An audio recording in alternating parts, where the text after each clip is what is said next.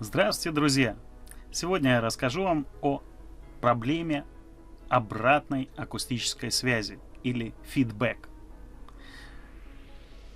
Наверняка на концерте вы слышали неприятные резкие свисты, возникающие в разные моменты времени, но можно заметить, что наиболее часто они возникают, когда вокалист с микрофоном оказывается близко у мониторной, допустим, акустической системы и как бы опускает или направляет тем самым микрофон в сторону динамика. А ведь действительно, микрофон преобразует акустическую энергию, пение,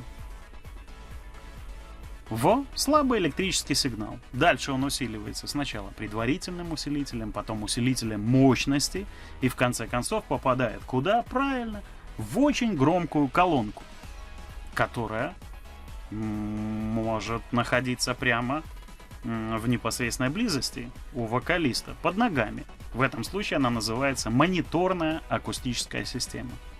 Именно в нее просят сделать погромче, а потом еще погромче, и потом еще немножечко добавить себя любимого, поющего в микрофон.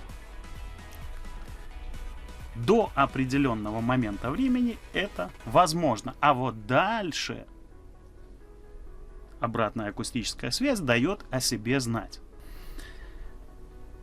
Разберемся, как это происходит.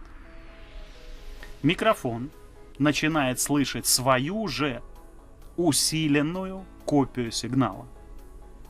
То есть себя же.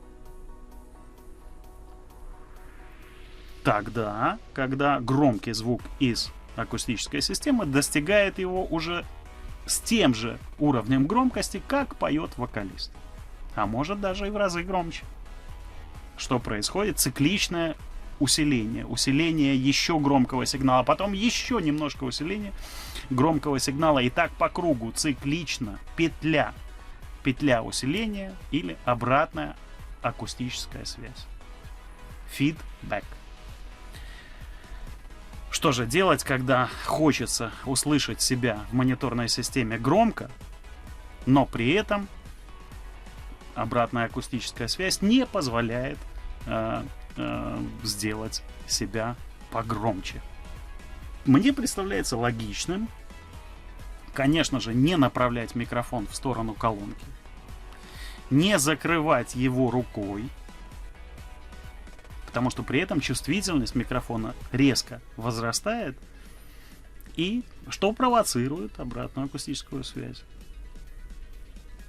И использовать специальный прибор, который предназначен для борьбы с обратной акустической связью.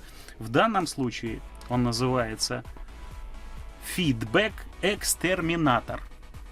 Он двухканальный. И это одна из фирм родоначальников борьбы с обратной акустической связью. Американская фирма Sabina. В приборе 12 фильтров, которые работают следующим образом. Возникает обратная акустическая связь.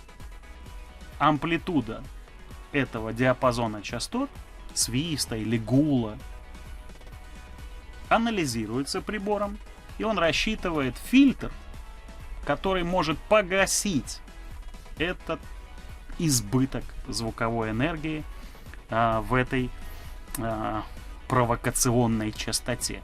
Итак, 12 раз, 12 фильтров. Давайте попробуем увидеть, как это работает. Обратим внимание на светодиодную панель. А я сейчас сделаю фидбэк, сделаю погромче один из микрофонов, который направлен в колоночку. Посмотрим. Аккуратненько.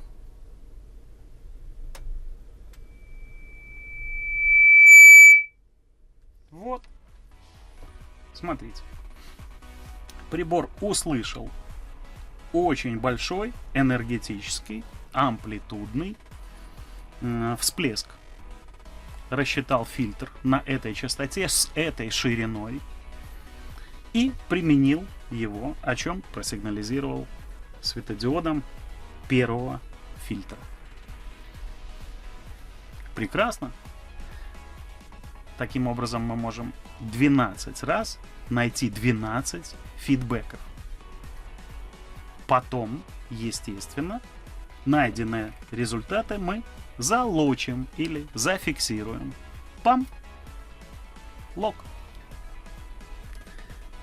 Совет маленький от меня. Во время того, как вы провоцируете эту обратную акустическую связь, находите и настраиваете прибор, выключите компрессор, который затруднит работу прибора и не даст ему оптимально, чисто, четко настроить и подавить вашу обратную акустическую связь. Аккуратнее с наушниками. Не пытайтесь повесить их на микрофон, потому что гарантированно возникнет фидбэк, и вы можете травмировать ушки звукорежиссера. А это единственное, что помогает ему заработать на хлеб. Правда, есть еще мозг, но не у всех звукорежиссеров. У некоторых только ушки. Боритесь с обратной акустической связью, обладайте знаниями, подписывайтесь на канал. До свидания, до новых встреч.